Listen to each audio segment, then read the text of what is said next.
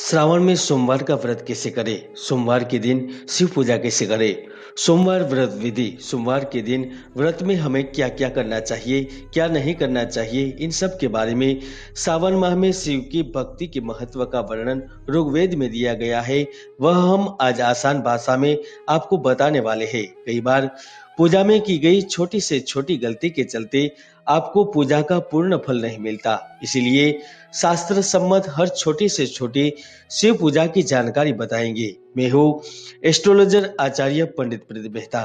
प्रिय भक्तों, सबसे पहले सावन मास के सोमवार का महत्व जानते हैं। सावन मास भगवान शिव को अत्यंत प्रिय है। इस महीने में प्रत्येक सोमवार के दिन भगवान शिव की पूजा करने से व्यक्ति को समस्त सुखों की प्राप्ति होती है।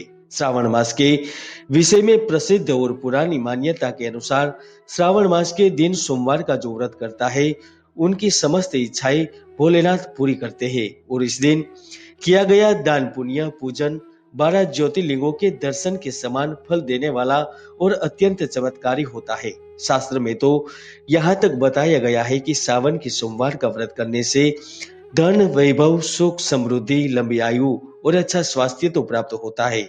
साथ में भगवान शिव की पूजा करने से कुल वृद्धि के साथ मनोवांछित वर की भी प्राप्ति होती है। दोस्तों, शिव पुराण में तो यहाँ तक लिखा है कि सावन मास के सोमवार के जो कोई केवल बेलपत्र से पूजा करता है, भगवान उनकी भी मनोकामनाएं जल्द से जल्द पूरी करते हैं, क्योंकि भोलेनाथ बहुत दयालु है। वह समस्त भक्तों की मनोकामनाएं अवश्य पूर्ण करते हैं। अब जानते हैं सावन सोमवार की व्रत विधि। प्रिय भक्तों, सावन सोमवार व्रत रखने वाले लोगों को उस दिन ब्रह्म मुहूर्त में उठने के पश्चात स्नान और नित्य क्रियाओं से निवृत्त होकर साफ वस्त्र पहनने चाहिए। यदि आप अपने घर में शिव की पूजा करना चाहते हैं तो पूरे घर में गंगा जल शुद्ध जल छिड़क कर घर को शुद्ध करना चाहिए। इसके बाद मंदिर हो या घर, आसन पर विराजमान होकर भगवान शिव के ऊपर तांबे के लोटे या फिर किसी पात्र में जल भरकर शिव जी के शिवलिंग के ऊपर जल का अभिषेक करना चाहिए। याद रखिए, तांबे के लोटे में दूध से कभी भी अभिषेक नहीं करना चाहिए।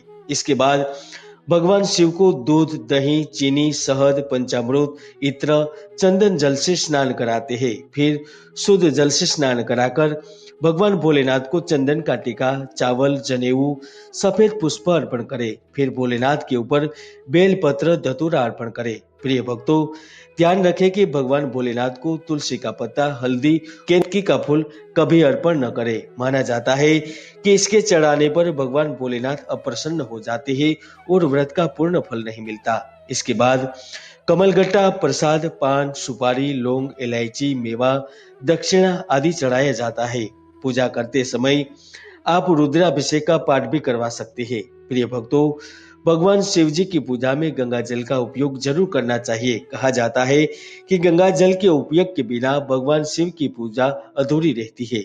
फिर धूप दीप जलाकर कर्पूर से भगवान भोलेनाथ की आरती करनी चाहिए। आरती समाप्त होने के बाद शिव चालीसा ओम नमः शिवाय का मंत्र का यथाशक्ति जाप करना चाहिए और अंत में भगवान भोलेनाथ को हाथ जोड़कर प्रार्थना करनी चाहिए, क्षमा प्रार्थना करनी चाहिए। सोमवार का व्रत करने वाले लोगों को पूरे दिन क्या करना चाहिए, इसके बारे में जानते हैं। प्रिय भक्तों, सोमवार के दिन कच्चा दूध नहीं पीना चाहिए। सोमवार के दिन लहसुन और प्याज का त्याग करना चाहिए। संभोग नहीं करना चाहिए।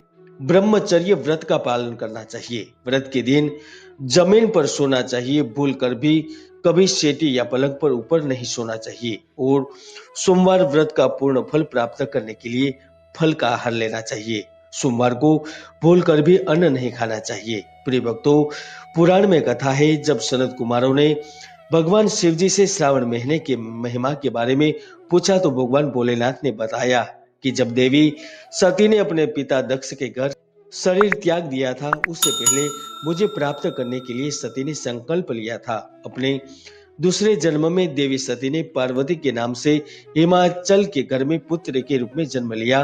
तब पार्वती युवावस्था में सावन महीने में ही निराहार रहकर यानी कि आहार लिए बगैर ही कठोर व्रत किया था और मुझे प्रसन्न करके विवाह किया था। तब से सावन का महीना और सोमवार मेरे लिए विशेष हो गया है। प्रिय भक्तों, सावन के महीने में सोमवार के दिन विधि पूर्वक पूजन अर्चन करने से और श्रद्धा के साथ पाठ करने से आपकी मनोकामनाएं अवश्य पूर्ण होती है। यह मेरा आपसे वादा है, क्योंकि शास्त्रों में यही बताया है और यही होता आया है। नमस्कार। जय गिरनारी।